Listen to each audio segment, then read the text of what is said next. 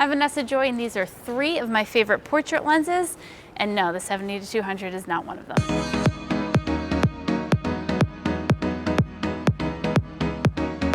It may surprise you, but I am a prime shooter, so the 70-200 is actually not my favorite portrait lens, and I'll explain why later.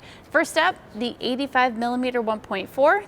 Let's take some shots. We've got our gorgeous model Jennifer, and we are going to just move around. Now, because none of my favorite portrait lenses are zoom lenses, you will see me moving my feet around, which will piss off the video guys. But hey, we're photographers. We don't like the video guys anyway. All right, let's go. So I got my settings. I'm going for a low ISO, low aperture, because that's the look I like, and as high of a shutter speed as I can get so I avoid camera shake, even though this lens, which one of the reasons why it's my favorite, has image stabilization in it.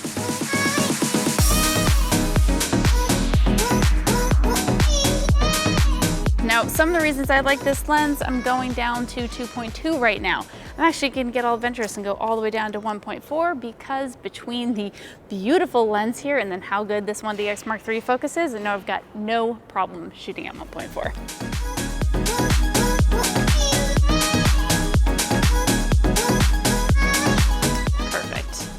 So the 85mm letting me get in close, letting me walk back.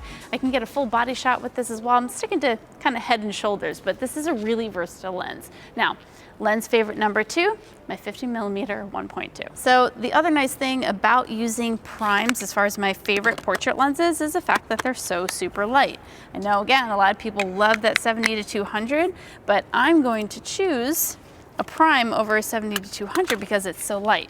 And my last favorite lens is one that really replaces that 70-200 for me. But for now, 50mm 1.2. Before we jump into this, make sure that you download my free posing inspiration guide. We could all use some inspiration. Get that in the link below with lots of ideas on how to pose groups and individuals. So now I'm gonna keep Jen in the exact same location so you can really see the difference of all the portrait lenses. So we're not gonna move her too much, but I want you to see what we get. I actually would rather shoot in live view when I'm shooting at 1.2 with this lens so that I know I'm getting the focus right on her eyes.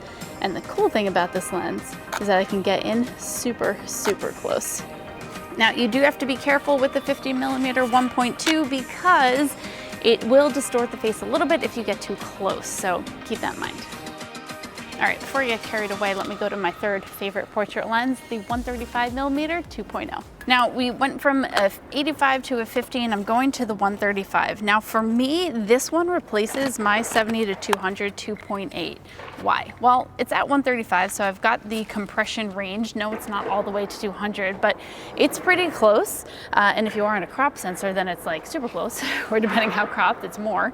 But it also goes all the way down to 2.0. So for me, this lens is better because I want to have 2.0 versus 2.8 anyway. So let's shoot.